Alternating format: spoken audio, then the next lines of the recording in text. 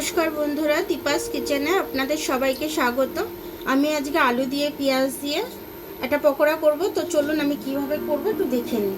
এটা আমি বাটিটার মধ্যে দিয়ে দিলাম, ছোট ছোট করে একদম কেটে নিয়েছি। আমি পেঁয়াজটা নিয়ে নিয়েছি, পেঁয়াজটা দিয়ে দেবো আমি। আলুর মতোই ডুমো ডুমো করে পেঁয়াজটা কেটে নিয়েছি। কাঁচা লঙ্কাটাও দিয়ে দেবো। কটা কাবলি ছোলা দিয়ে দিচ্ছি আমি, ভিজিয়ে রেখেছিলাম আমি। এবার আমি এর মধ্যে এক এক করে মশলাগুলো দিয়ে দেবো। প্রথমে হলুদটা দিয়ে দিলাম, আমি লঙ্কার গুঁড়োটা দিয়ে দিচ্ছি, নুনটা আমি দিয়ে দিচ্ছি স্বাদ অনুযায়ী, বেসন দিয়ে দিচ্ছি একটু, একটু চালের গুঁড়ো দিয়ে দিচ্ছি কুড়মুড়ে হবে বলে। একটু মিশিয়ে নেব,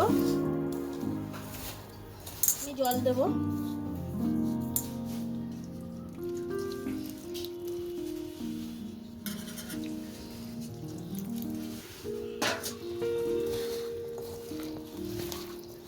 এবার আমি এটা ভালো করে মেখে নেব। এরকমভাবে মেখে নিয়েছি, মেখে নিয়ে আমি এরকমভাবে শেপটা দিতে চাইছি। তো আমি আগে একটা দিয়ে দেখে নিলাম। আমি প্রত্যেকটা পকোড়া এইভাবেই ছেড়ে দেবো আমি। আর ধিমি আছে কিন্তু আমি ভাজছি সবার প্রথম। কড়ার মধ্যে যতটা জায়গা পাচ্ছি আমি দিয়ে দিচ্ছি। এরকম লাল লাল করে আমি তুলে নেব। বাকিগুলো সব আমি এরকমভাবেই ভেজে নেব প্রত্যেকটা। পকোড়াটা বিকেলবেলা বানালাম, খুব সুন্দর হয়েছে পকোড়াটা আমার। বিকেলবেলা চায়ের সাথে মুড়ির সাথে খাওয়ার জন্য।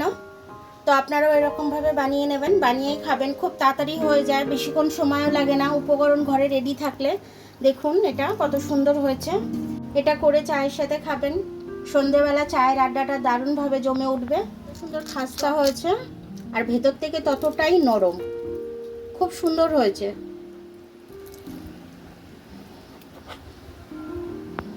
ভিডিওটা দেখার জন্য অনেক অনেক ধন্যবাদ। আমার ভিডিওটা যদি আপনাদের ভালো লাগে, লাইক সাবস্ক্রাইব বেল আইকনটা একটু টিপে দেবেন। আর যদি ফেসবুক থেকে দেখেন, লাইক আর ফলোটা একটু করে দেবেন।